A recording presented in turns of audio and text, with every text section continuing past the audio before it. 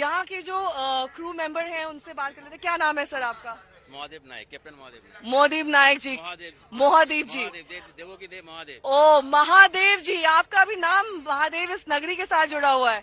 ये बताइए कि इस ऐतिहासिक यात्रा का आप गवाह बनने वाले हैं, क्या रोल रहेगा आपका कैप्टन? सो मेरा तो बहुत बड़े रूल होगा। इतनी आदमी को लेके जा रहा हूँ, उनका लाइफ का खेला है, लाइफ को देख रिस्क है, तो मेरे पर इतना बड़ा, मेरे सीट पे एक तो इतना बड़ा टोपी पहना दिए हैं, तो उसको भी क्या लेना है, ये मेरा कर्तव्य होता है।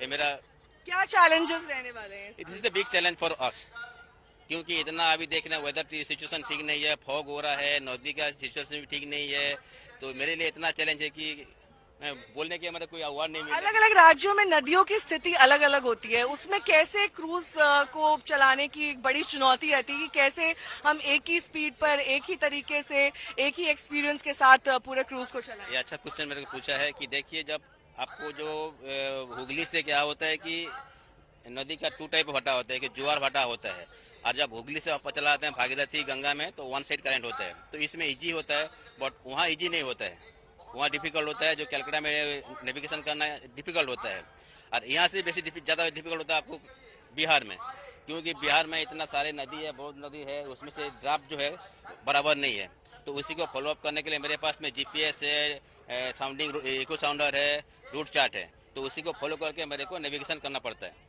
क्या पहले एक मॉक ड्रिल या फिर एक सर्वे किया गया है इन तमाम रूट्स को लेकर? जी हाँ, इसी के लिए जो Indian water authority of India, उन्होंने 15 दिन में एक बार सर्वे करते हैं, सर्वे करके उसके बाद में उसको डिटेल्स मेरे को देते हैं, तो उसी को मैं रोड चार्ट को मैं फॉलो करके जहाज सेलिंग करता हूँ। 51 डेज यानी कि 1 मार्च को ये सफर खत्म होगा डिब्रूगढ़ में।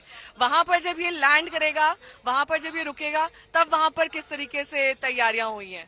तो ये तो मैं नहीं बोल सकता, मैं जब अभी वाराणसी में हूँ तो डिब्रूगढ़ में क्या कहूँ तो बोल नहीं सकता हूँ, तो होपफुली वहाँ भी अच्छे ऐसे ही होंगे।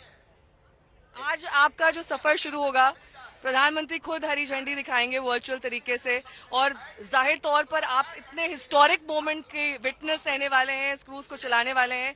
ये कैसे आप अपनी मेमोरी में याद रखना चाहेंगे इसे? सो ये भी अच्छा क्वेश्चन पूछा है, बिकॉज मैं इस नदी में काम कर चुका हूँ, कि मेरे 35 एक्सपीरियंस नदी में है, तो इस नदी में मैं बहुत बार सेलिंग भी, पहले कार्गो चलाया हूँ, सर्वे वेसल भी किया हूँ, आपको पटना में भी किया हूँ, आपको आसाम में भी किया हूँ, आपको कलकत्ता में किया हूँ, तो बहुत सारे पहले मैं IWI में ज्वाइन किया था, तो उसी से मैं बहुत कुछ नॉलेज भी है, और इसी को होपफुली मैं इजीली स्मूथली सेलिंग कर सकता हूँ। एक बार शिप के स्ट्रक्चर को समझाएंगे, किस तरीके से इसे डिजाइन किया गया है, क्या खासियतें हैं इसकी? तो इससे खासियत तो बहुत सारे यूनिक वेसल है, एंड ये जो सेलिंग भी होगा ये untouch, unmatch and unforgettable selling होगा।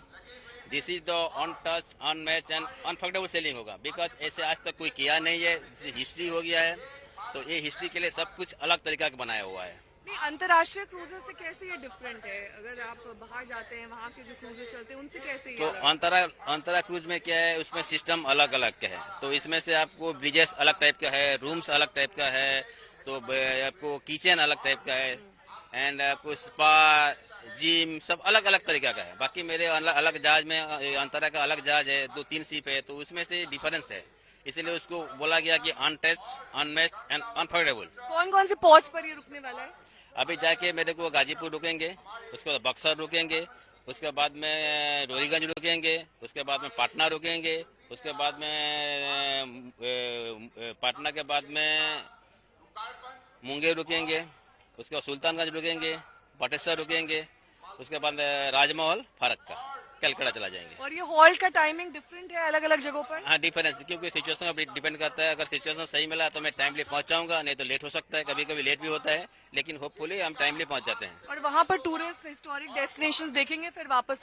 चला आता है। 1 घंटा का साइट सीन होता है, कभी 2 घंटा साइट सीन होता है, उस करके हम वापस बैक टू शिप, उसके बाद हम सेलिंग करते हैं। बहुत बहुत धन्यवाद हमसे बात करने का। तो ये आप कैप्टन साहब को खुद सुन रहे थे, कैसे वो बता रहे थे कि क्रूज की क्या विशेषताएं हैं, और साथ ही कैसे अलग अलग डेस्टिनेशंस पर, कौन से डेस्टिनेशंस पर ये क्रूज रुकने वाला है। लेकिन मेरे ठीक पीछे आप देख सकते हैं मुख्यमंत्री योगी आदित्यनाथ पहुंच चुके हैं। इस कार्यक्रम का आगाज हो चुका है, प्रधानमंत्री का संबोधन चल रहा है, और इस बीच हम आपको दिखा रहे हैं वही क्रूज जिसमें तमाम तरीके की सुविधाओं से लैस ये 32 स्विस यात्री 51 दिन तक सफर करने वाले हैं। हालांकि ऑप्शन सभी के पास रहेगा कि कहाँ पर वो अपनी यात्रा को विराम देना चाहते हैं। और जैसा कि कैप्टन भी बता रहे थे कि मौसम पर काफी हद तक निर्भर करता है कि कैसे इस क्रूज को आगे बढ़ाया जाएगा, कहाँ किस डेस्टिनेशन पर रोका जाएगा, कहाँ पर इसे रखा जाएगा। देखिए लाइव व्यवस्था भी यहाँ पर की गई है प्रधानमंत्री नरेंद्र मोदी को सुनने की, और उन तमाम लोगों को यहाँ पर ठीक से व्यवस्था मिल सके, इसलिए खास तरीके से इस क्रूज को डिजाइन किया गया है। मैंने कल भी अपनी एक रिपोर्ट में बताया था कि अंदर जो पेंटिंग्स लगाई गई हैं उन्हें जर्मन तरीके से डिजाइन किया गया है, और बहुत सारी ऐसी सुविधाएं हैं जो कस्टम मेड हैं, यानी कि जिस तरीके के टूरिस्ट होंगे उसी हिसाब से उन व्यवस्थाओं को रखा गया है, चाहे वो इंटरनेशनल कुजीन्स हो। अब देखिए मेरे ठीक पीछे यहाँ से इस रविदास घाट से ये भव्य नजारा गंगा नदी का दिखाई दे रहा है। दूर तक जहां भी नजर डालिए उसके आगे आपको 80 घाट दिख जाएगा, और क्योंकि थोड़ी सी धुंध की चादर है इसी वजह से अभी व्यू उतना अच्छा नहीं मिल पा रहा है, लेकिन जैसे जैसे ये धुंध छटेगी, धूप निकलेगी, ये और ज्यादा क्लियर होता जाएगा और ज्यादा बेहतर होता जाएगा।